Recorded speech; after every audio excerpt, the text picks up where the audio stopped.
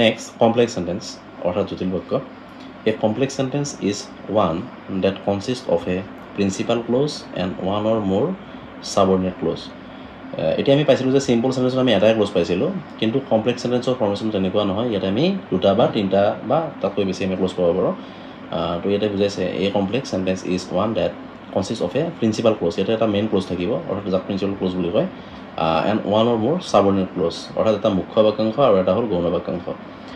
তেনেকুৱা এটা বা দুটাও থাকিব পাৰে. তো ইয়াৰে যিটো ফৰ্মেশ্যন সেইটো জানিব লাগিব. নাম্বাৰ 1, বাই ইউজিং এডভাৰ্ব ক্লজেছ. তো এডভাৰ্ব ক্লজ ইউজ কৰি কিনে আমি এটা ক্লজক আমি দুটা বা তিনিটালৈকে আমি কনভাৰ্ট কৰিব পাৰোঁ.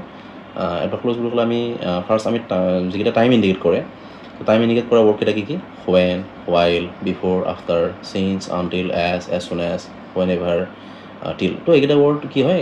এইকেইটা ৱৰ্ড একচুৱেলি টাইমটো ইণ্ডিকেট কৰে. For example, he met me as soon as I arrived. তো ইয়াতে কি হৈছে? এজ চুন এজটো ব্যৱহাৰ কৰি আমি কি কৰিছোঁ? আমি দুটা ক্লজ কৰিছোঁ. এটা হ'ল প্ৰিন্সিপাল ক্লজ আৰু এটা হ'ল main clause, subordinate clause. Number B, cause বা ৰিজন. যদি কাৰণ মানে কাৰণ বুজোৱা শব্দ আমি ইউজ কৰিব পাৰোঁ. ফৰ এক্সাম্পল, আমি বিকজ ইউজ কৰিব পাৰোঁ, চিন্স ইউজ কৰিব পাৰোঁ, এজ ফৰ ইউজ কৰিব পাৰোঁ, নাও ডেট, তেনেকুৱা.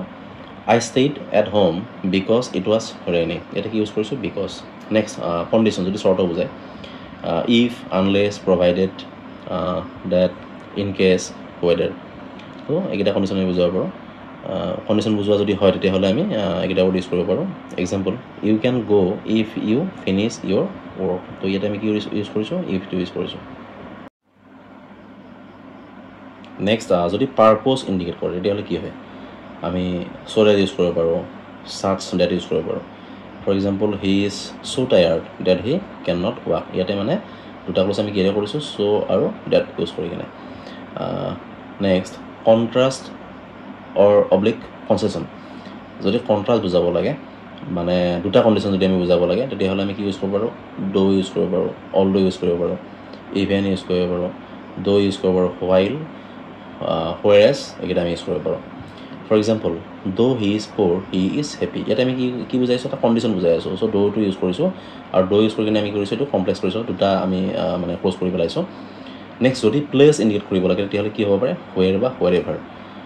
তো যদি প্লেচ বুজায় তেতিয়াহ'লে মানে ঠাই বুজায়, আই ন' হোৱেৰ হি লিভছ. চ' আমি ইয়াতে কি কৰিছোঁ? হোৱেৰটো ইউজ কৰি কিনে আমি দুটা ক্ল'জ কৰি পেলাইছোঁ. নেক্সট, যদি মেনাৰ যদি ইণ্ডিকেট কৰে তেতিয়াহ'লে কি ৱৰ্ড ইউজ কৰিব পাৰোঁ? আমি এজ কৰিব পাৰোঁ, এজ ইফ কৰিব পাৰোঁ, এজ ড' কৰিব পাৰোঁ. For example, she talks as if she knows everything. তো ইয়াতে আমি এজ ইফ ইউজ কৰি কিনে কি কৰিছোঁ? আমি দুটা ইয়াতে ক্ল'জ কৰিছোঁ.